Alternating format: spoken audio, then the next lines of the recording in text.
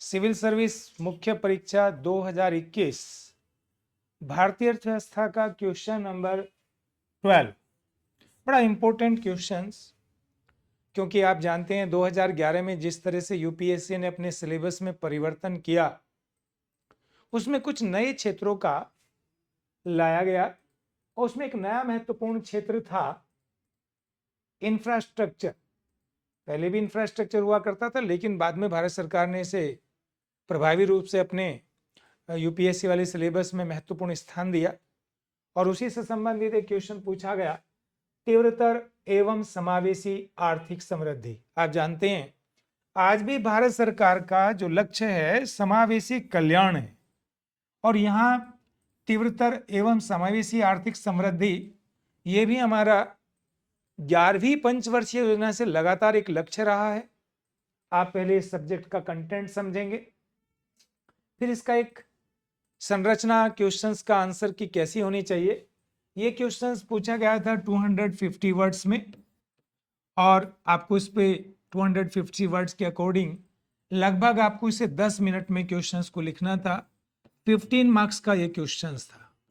ये सारे पॉइंट आपके ब्रेन में होने चाहिए कि भाई 10 मिनट्स में हमें क्वेश्चंस लिखना है, 1 मिनट में इसका ऑर्गेनाइजेशन करना है, 15 मिनट्स में 15 मार्क्स का क्वेश्चंस है तो 9 मिनट में हमें 250 वर्ड्स लिखने हैं। पहले इस क्वेश्चंस का कंटेंट डिस्कस करने से पहले मैं अपने बारे में इंफॉर्मेशन दे दूं। आप हमारे यूट्यूब चैनल द इकोनॉमी का आईएएस इकोनॉमी का आईएएस पे जाइए तो आपको इस तरह के सारे क्वेश्चंस एनालिसिस मिलेंगे।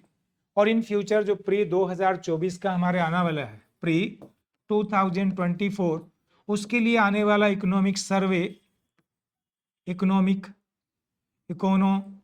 सर्वे बजट, दोनों आप इस टॉपिक में आप यहीं से करेंगे, इकोनॉमिक सर्वे एंड बजट, और डे टू डे का करंट इवेंट। और मैं प्री वाला क्वेश्चंस भी आप लोगों का डिस्कस करूंगा, यानी एक्सपेक्टेड क्वेश्चंस इन प्री 2024। और संभावना ज़्यादातर रहती है कि आपको उसी से संबंधित या उससे रिलेटेड इस तरह के क्वेश्चंस मिले और आपका बेहतर परफॉर्मेंस हो इन कमिंग एग्जामिनेशंस। आपका इंटरव्यू में भी बहुत यूपीएससी मदद करती है। हम लोगों का इंटरव्यू का भी चल रहा है सेशन, उसमें भी आप देख सकते हैं। और किसी भी तरह की मदद के लिए आप हमारे 9999237051 नंबर से भी कांटेक्ट कर सकते हैं, और आप हमारी क्लास भी ज्वाइन कर सकते हैं ऑनलाइन ऑफलाइन। मुखर्जी नगर और आपका वर्धमान प्लाजा में अवेलेबल है, जब चाहें आप आ सकते हैं, डिस्कशंस कर सकते हैं।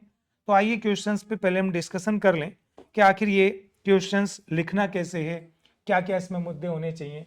हमारा इस क्वेश्चंस को अगर आप देखोगे, तीव्रतर एवं समावेशिक आर्थिक समृद्धि, ये तो हमारा लक्ष्य है, और इसे प्राप्त करने के लिए उन्होंने कहा आधारभूत संरचना में निवेश आवश्यक है, अनुभव के परिप्रेक्ष्य में विवेचना करनी है।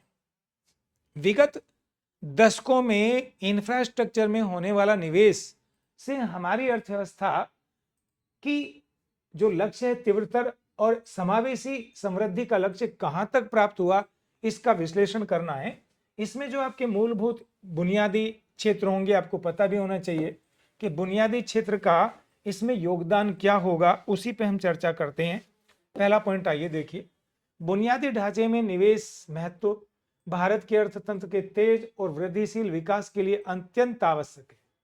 खासकर भारत के संदर्भ में स्पष्ट है, मजबूत बुनियादी ढांचा न केवल आर्थिक गतिविधियों को बढ़ावा देने में मदद करता है, बल्कि क्षेत्रीय असमानताओं को कम करने, रोजगार के अवसर सर्जन करने, कुल मिलाकर जीवन स्तर में सुधार करने में भी महत्वपूर्ण भूमिका निभाता है। इस बिंदु को यदि आप टेक्निकल रूप में समझें, कैसे समझेंगे, अब उस बिंदु पर आना है हमें कि आखिर हम इसे कैसे समझेंगे कि किस तरह से हमारी मदद करता है। देखिए, ये जो हम लोगों का टॉपिक है कि भाई हमारी अर्थव्यवस्था में बुनियादी क्षेत्र के ढांचे में निवेश जब भी आप करेंगे, हमारे यहाँ विकास में सबसे बड़ी बाधा क्या रही है, डेफिशिएंसी ऑफ इंफ्रास्ट्रक्चर।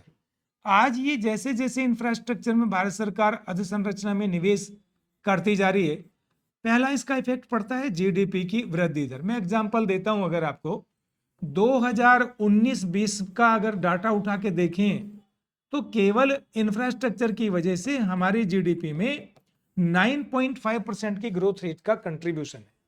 ये जीडीपी की ग्रोथ रेट नहीं प्रदर्शित करता, जो जीडीपी बढ़ी उसमें 9.5% का योगदान दिया हमारे इंफ्रास्ट्रक्चर डेवलपमेंट ने। यानी इंफ्रास्ट्रक्चर में जब निवेश हुआ उसने ग्रोथ रेट को 9.5% से बढ़ावा दिया। और दूसरा पॉइंट देखिए, इंफ्रास्ट्रक्चर की अगर कमी है तो विकास में क्या होगा, अवरोध होगा। इंफ्रास्ट्रक्चर अगर बढ़ेगा उसका क्या परिणाम होगा, वो दूसरे क्षेत्रों को, खासकर औद्योगिक क्षेत्र हों, उनकी गतिविधि हो, बिजली का उत्पादन हो, इंफॉर्मेशन टेक्नोलॉजी हो, रोड कनेक्टिविटी हो, रेलवे ट्रैक बेड फैसिलिटीज हो, तो कच्चे माल की आवाजाही, बनी हुई माल की आवाजाही कम समय में आएगी, बिजली की पूर्ति पर्याप्त मिलेगी, औद्योगिक की कार्य क्षमता बढ़ेगी, और जैसे जैसे कार्य क्षमता बढ़ेगी तो लाभ की दर बढ़ेगी। क्यों? बुनियादी क्षेत्र में होने वाला निवेश कॉस्ट को घटाकर प्रॉफिटेबिलिटी बढ़ाता है, औद्योगिकरण को बढ़ावा देगा, उससे एम्प्लॉयमेंट का भी सर्जन होगा। उससे क्या होगा जी, एम्प्लॉयमेंट का भी सर्जन होगा। और जैसे जैसे ज्यादा से ज्यादा लोगों को रोजगार मिलेगा, अर्थव्यवस्था के उत्पादन का समाज में एक समान वितरण की तरफ बढ़ावा मिलेगा, यानी आर्थिक असमानताएं बहुत तेजी से इसके परिणाम स्वरूप घटेंगी। ये आपको महत्व समझ में आया। अभी जब हम समावेशी विकास की बात करेंगे, उसके क्या क्या कंपोनेंट है उस पर भी आपको दिखाई देगा कि किस तरह से ये सारे बिंदु जो मैंने चर्चा करे आपको लाभ पहुंचाने की स्थिति में आएंगे। देखो, जुड़ाव और पहुंच मैंने अभी आपसे चर्चा करी। बुनियादी ढांचे में सड़क है, राष्ट्रीय राजमार्ग हैं, स्टेट हाईवेज हैं, रेलवे ट्रैक है, वाटरवेज है, एयरवेज हैं। इसके परिणाम स्वरूप गतिविधि, ट्रांसपोर्टेशन फैसिलिटीज बढ़ती हैं। और यहाँ जो महत्वपूर्ण बात है, हमारे यहाँ सबसे बड़ी प्रॉब्लम क्या है, विभिन्नता है। आर्थिक मुख्य धारा से जुड़ा हुआ नहीं है पूरा भारत, उसे भी जोड़ने में मदद मिलेगी, वहाँ के संसाधनों का भी विधेयन होगा, और उसके परिणाम स्वरूप क्या होगा, इन लोगों के जीवन में भी परिवर्तन आएगा। नगरीकरण, स्मार्ट सिटी का जो भारत सरकार का लक्ष्य है, उसका भी परिणाम क्या होगा, कार्यकुशलता में वृद्धि होगी। नगरों में जो प्रॉब्लम्स हैं जिसकी वजह से विकास अवरोधित होता है, अगर वहां पर भी पर्याप्त रूप से इंफ्रास्ट्रक्चर हो, शहरों में बेहतर सुविधाएं हो, तो उस पर जनसंख्या के नियंत्रण पर भी प्रभाव पड़ता है। और यदि जनसंख्या नियंत्रण होगी, उसका भी हमारा समावेशी विकास का लक्ष्य प्राप्त होगा। ये इसके कंटेंट है जो आपको समझने हैं। इसी तरह से ऊर्जा की आपूर्ति, सुरक्षित ऊर्जा की आपूर्ति, आर्थिक गतिविधियों में ऊर्जा का उत्पादन प्रसारण सबसे बड़ा कंस्ट्रेंट्स है हमारी ऊर्जा की डेफिशिएंसी। आज हम ग्रीन एनर्जी की तरफ मूवमेंट कर रहे हैं, हाइड्रोजन जो हमारी एनर्जी का एक मेजर स्रोत है उसकी तरफ बढ़ रहे हैं, वो भी हमारा फायदा करेगी। ऐसी तरह से योजनाएं जैसे उज्ज्वल डिस्काउंट आश्वासन योजना है, उसी तरह बिजली वितरण की कंपनियों के वित्तीय स्वास्थ्य को सुधारने के लिए शुरू की गई है। एक स्थिर ऊर्जा आपूर्ति सुनिश्चित हो, तो अगर ऊर्जा लगातार मिलती रहेगी उद्योगों को, तो परिणाम क्या होगा, उसका विकास पे एक बेहतर प्रभाव पड़ेगा। जैसे डिजिटल ढांचा, ये एक बड़ी डेफिशिएंसी थी हमारी इकोनॉमी में। भारत सरकार ने डिजिटल ढांचा जिस तरह से विकसित किया, आज इंटरनेट यूजर्स की संख्या भी लगभग 86% तक पहुंच चुकी है। टेली डेंसिटी कुछ शहरों में तो 100% से भी ज्यादा है, जैसे दिल्ली, चेन्नई, मद्रास, कलकत्ता, बॉम्बे, इनमें हमारी टेली डेंसिटी बहुत तेजी से बढ़ी है। इससे भी डिजिटलाइजेशन से आपके ट्रांसपोर्ट क्या फायदा हुआ है जी, पेमेंट का सिस्टम बड़ा बढ़िया हो गया है, आपका टैक्सेशन की पॉलिसी बड़ी इफेक्टिवली काम कर रही है, टैक्स रेवेन्यू कलेक्शंस बढ़ रहे हैं। ये जो इंफ्रास्ट्रक्चर का डेवलपमेंट है, अब आपको ये सोचना है इसका हमारे आर्थिक विकास पर क्या प्रभाव पड़ने वाला है, उस मुद्दे पर अब हमारी चर्चा होगी। आर्थिक विकास पर इसका क्या प्रभाव पड़ेगा। हमारा जो टारगेट है, किस चीज का टारगेट है, हमारा इंक्लूसिव डेवलपमेंट का। तो आपको पहले ये समझना पड़ेगा कि इंक्लूसिव डेवलपमेंट में हमारा मूल लक्ष्य क्या है। देखिए, ये जो हमारा इंक्लूसिव डेवलपमेंट है, समावेशी विकास, तीव्र समृद्धि और समावेशी विकास। अभी आपने इंफ्रास्ट्रक्चर डेवलपमेंट के सारे पहलू देखे। समावेशी विकास के दो पहलू हैं, वित्तीय समावेशन। और जब हम बात करते हैं इंफ्रास्ट्रक्चर डेवलपमेंट की, उसमें हमारा इंफ्रास्ट्रक्चर में वित्तीय क्षेत्र का विकास भी सन्निहित है। यानी हमारे देश में बैंकों की ब्रांचें का विस्तार होना चाहिए, पूंजी बाजार का विस्तार होना चाहिए, उस पर हर व्यक्ति की पहुंच होनी चाहिए। इसके साथ साथ हम बात करते हैं सामाजिक समावेशन। आधारभूत संरचना में सामाजिक समावेशन का भी होना जरूरी है। कैसे जरूरी है? सड़कों का निर्माण, आईटी सेक्टर का डेवलपमेंट, हमारा डिजिटल इंफ्रास्ट्रक्चर का डेवलपमेंट, जो सामाजिक समावेशन को बढ़ावा देगा। आप ये भी पॉइंट समझिए। और इसके पश्चात ही जितना मैंने अभी डिस्कस किया, उससे हमारा जो समावेशी विकास के लक्ष्य हैं वो सारे प्राप्त होंगे। यानी इससे बेरोजगारी घटेगी, अनएम्प्लॉयमेंट घटेगा, गरीबी घटेगी, इनइक्वलिटी घटेगी, असमानता घटेगी, सशक्तिकरण होगा। किसका? एम्पावरमेंट होगा, महिलाओं का, गरीबों का, SC ST OBC का। बेहतर अभिशासन, बेटर गवर्नेंस भी इसी से संभव होगा। एनवायरमेंट प्रोटेक्शन भी इसी से संभव होगा, जिस तरह का हम इंफ्रास्ट्रक्चर डेवलप कर रहे हैं। ये प्रश्न करने के बाद अब आपके सामने समक्ष में जो प्रश्न आता है, आपको किस पॉइंट पे जाना है? आपको इस सारा कंसेप्ट करने के बाद आपके सामने मुद्दा होता है कि हम इस क्वेश्चंस का किस तरह से एक स्ट्रक्चर डेवलप करें। इसका क्वेश्चंस का एक स्ट्रक्चर, बेहतर स्ट्रक्चर क्या होगा? जैसा कि मैंने चर्चा करी, इस क्वेश्चंस में आपको 250 वर्ड्स में लिखना है। 250 वर्ड्स का आंसर करना है। इन 250 वर्ड्स में एक आपका इंट्रोडक्शन होगा, प्रस्तावना होगा, एक विस्तार होगा और एक उपसंहार होगा। उपसंहार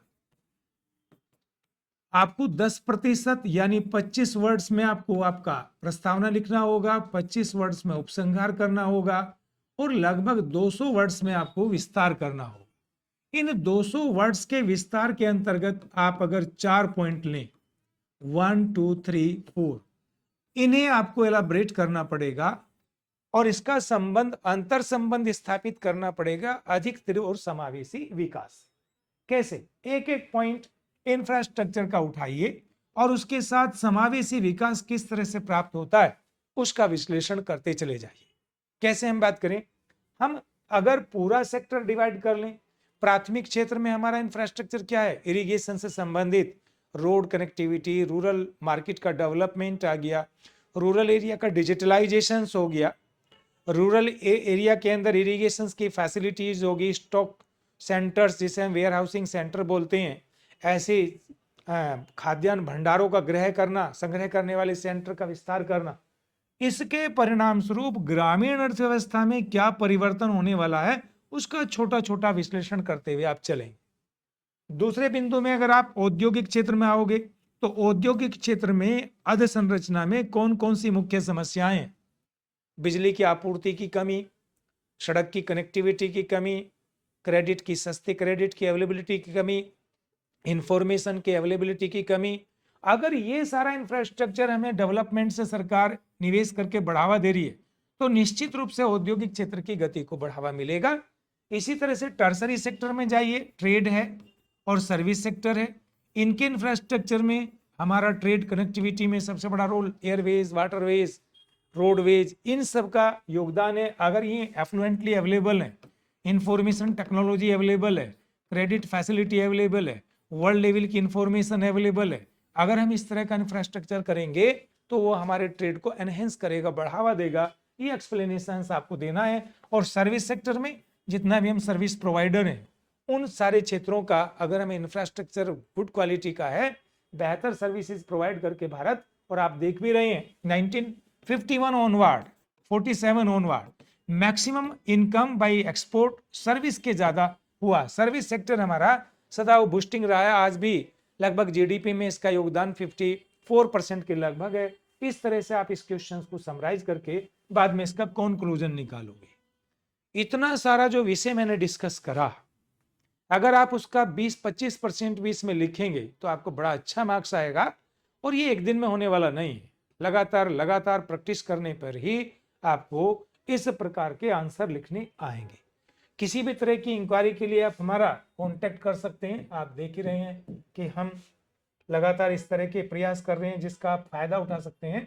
और कांटेक्ट के लिए आपको हमारे मोबाइल नंबर से 99992370 पे भी जा सकते हैं, 9999237051 पे भी आप कांटेक्ट कर सकते हैं। और इसी तरह से आप हमारा जो यूट्यूब चैनल है द इकोनॉमी का IAS, उस पे भी आप जाके इस तरह के क्वेश्चंस को टैकल कर सकते हैं। Students, thank you.